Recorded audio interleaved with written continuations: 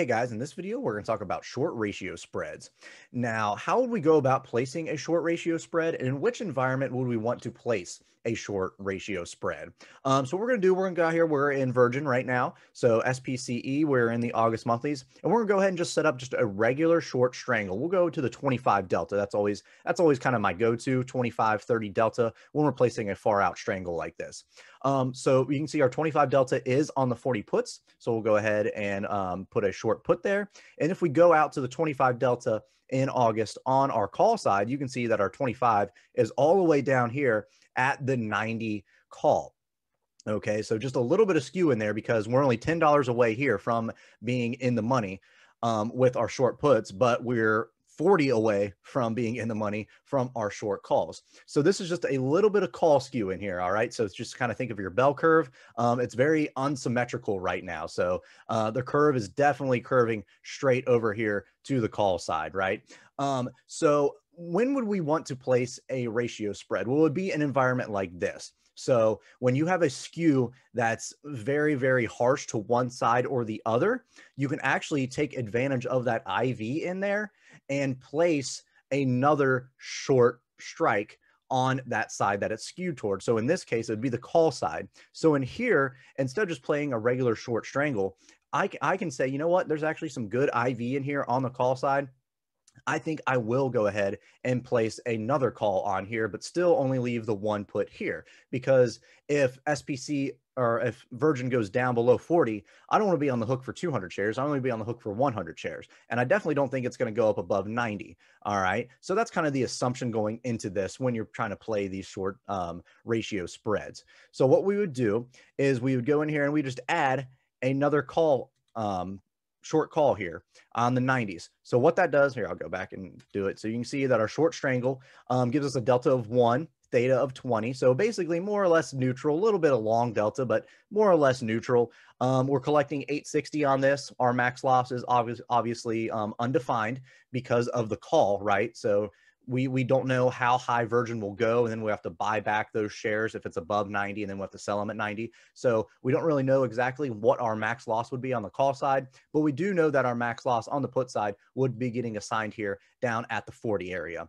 Or I'm sorry, just at the 40s.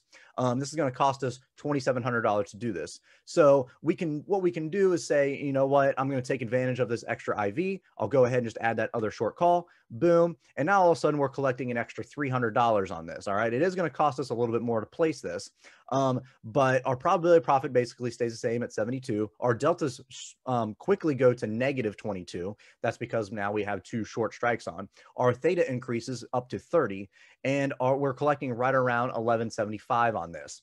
So, and the reason that we're doing this is because there's such a harsh call skew to this call side. And that's obviously because of the volatility happening with all like the Richard Branson going into space and etc. So everything is very hyped in here. You got a large catalyst. Your IV rank is very, very high, and your skew is just out of the charts to the call side. So this would be a type of environment where we would want to play a ratio spread 2-by-1, 2 calls to the 1 put. You can also do this to the put side if you would like. And you would want to do that in the same environment where it's skewed to one side or the other. All right. So in this case, let's just say for example, we're just skewed to the put side here. We can go ahead and we can just add another put. That just means that now we're short 2 puts here and we're short 1 call on the 190s. We're going to collect around 1,400 on here, but our max loss would be 200 shares here at the 40s rather than just that 100 shares. So more or less, that's all a short ratio spread is. You can kind of move these wherever you want. So if you would rather have that put up here at the 30, you can sell these 43s. You can move these calls out to the 20s, to the 15s, standard deviation right around 16 if you would like. Just kind of play with these, move around if you want. It's just an extra way to take advantage of the IV because as we know, implied volatility usually for the most part, 70 to 80% of the time, always overestimates. So that's all we're doing here. We're playing the IV, looking for a contraction, especially off news events such as the going into space, etc. So when you see a large call skew, just kind of keep that in mind. If you don't want to be delta neutral in something like that, you can go ahead and put on a 2-by-1 short ratio spread in there somewhere. All right, guys. If you have any questions, feel free to let us know. If that's it, or hopefully that made sense for you guys. Hopefully I didn't ramble on too much. It's just very, very easy. Just think of it as a short strangle and you're just adding another short strike.